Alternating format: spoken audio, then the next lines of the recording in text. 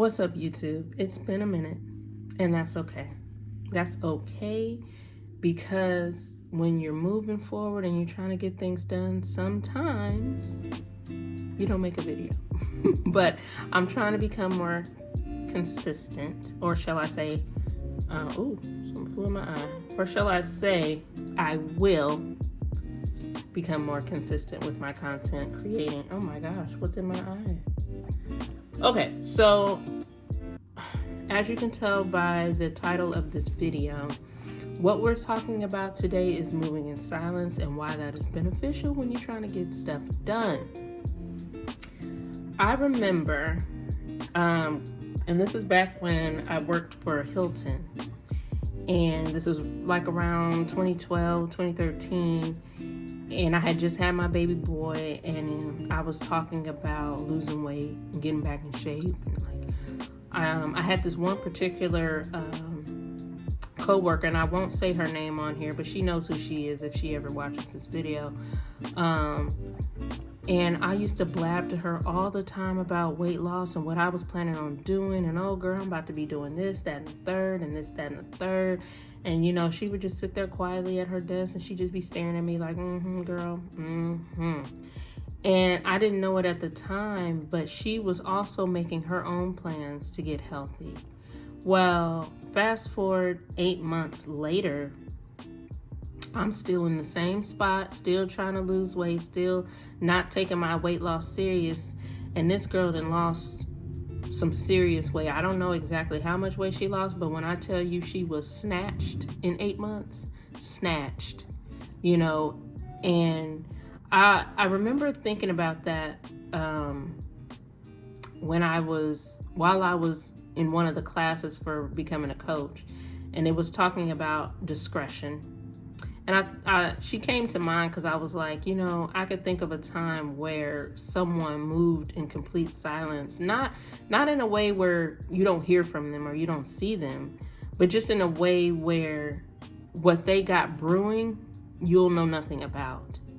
And I was like, why is this so important? Well, when I decided to become a procrastination/productivity coach to help my clients move forward with their plans and with their goals and actions and whatnot, I thought to myself, like, man, she's a perfect example of someone who accomplished what they were trying to do and not allowing other people to get in their way. Because, you know, especially when a person is trying to better themselves, there's always going to be naysayers. Ain't this so weird? Like, even with the weight loss, I'll use that as an example because my page started off talking about weight loss, but you will have people who low-key try to sabotage what you got going on. If you announce like, hey, I'm going to go on a fast, or hey, I'm going to drink nothing but smoothies for like a week, you're going to have people who try to low-key invite you out to eat or offer you something to eat, or, you know, whatever they can do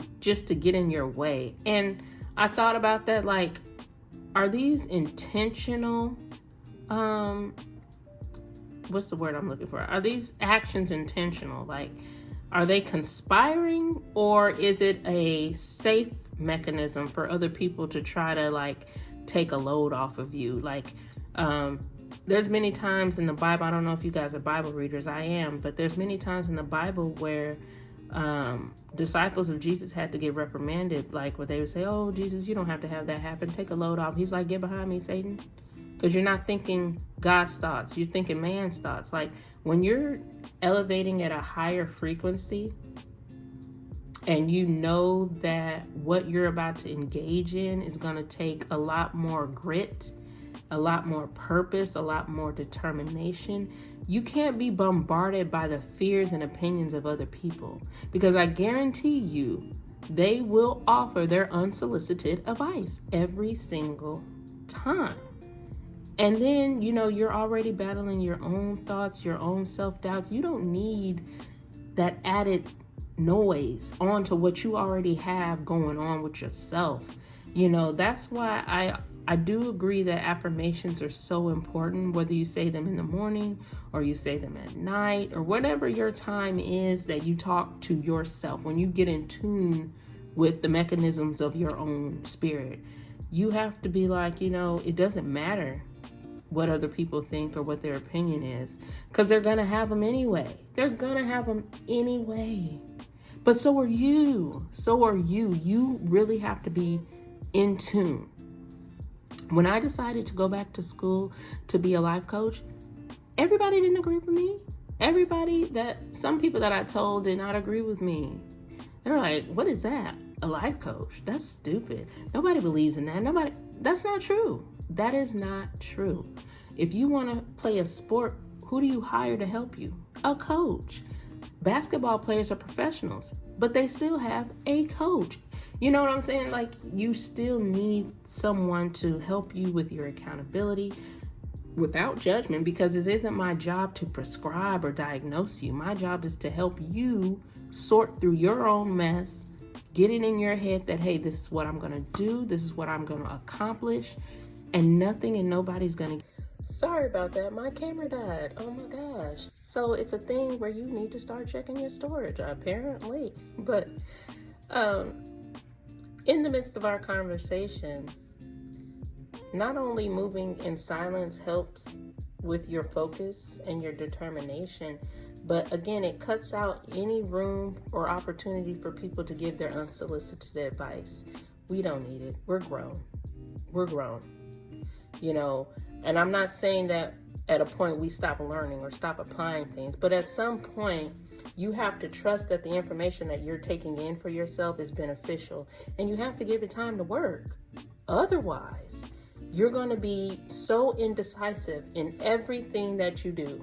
So indecisive, I promise you, because I myself have lived it. You're going to be like, oh, I want to do this. And then you're going to start thinking, oh, but what is this person going to think? Or what is this person going to say? Who cares? Who cares? I used to be that way so much with my parents, even as an adult. I used to make decisions based off of what my mother would think, what my older sisters would think. And it got to the point where I was almost paralyzed in decision making. Like, I couldn't live, I couldn't breathe, I couldn't make a move without thinking, oh, what is my mom gonna think? Or what is my sister gonna think? That is a very hard life when you're bombarded by the opinions of others. If you just take a step back and remember that God gave you a brain, God gave you a heart. Your parents raised you fairly decent, because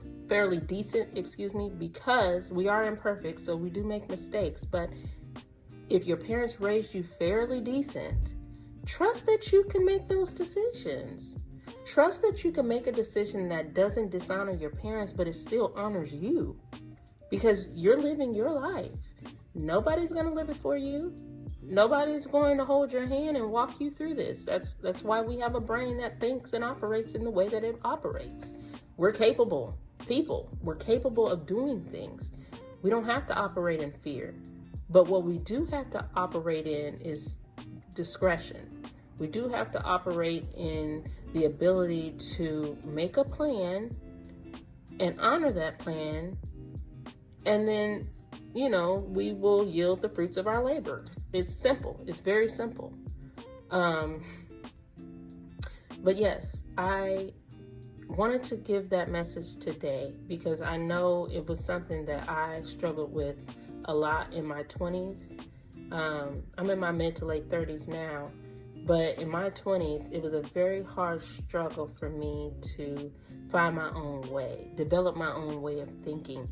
Even as a married woman, it was just like, the thoughts and opinions of my husband or family or friends, it was so loud. I couldn't move around. I felt very uncomfortable because I felt like I had to get permission. I don't need permission. And that's one lesson that I've learned over the years that I'm so inspired to share with other people. When I talk to my clients, you don't need permission. Okay, you need balance. Definitely balance. I will always say that. But permission's not one of those things that you need when you are making plans. Always remember that there are always other avenues of expressing yourself. Like I shared with you, I don't know, I told you about the journals. to be expressive. You don't need to share. And like I said, I can't remember if it was this video or not, but I am a journaling. I journal, baby. I journal. I journal. You see this? This is who I tell it to. That's who I share it with. Because I don't have time to be bombarded by the fears and opinions of other people. I already got my own thing going on in my brain. I don't need it from other people. But I hope that you guys enjoyed this video. I hope that it brought you some type of clarity. I hope that you're able to make a plan and put the framework in there so that you can move forward. If you are interested in coaching, group coaching, or one-on-one coaching, I will have my contact information in the chat box below, in the description box as well. But I do hope you guys have a wonderful day. For those of you who do celebrate the holiday, be safe. For those of us who don't, be productive. And I will catch you guys in the next video.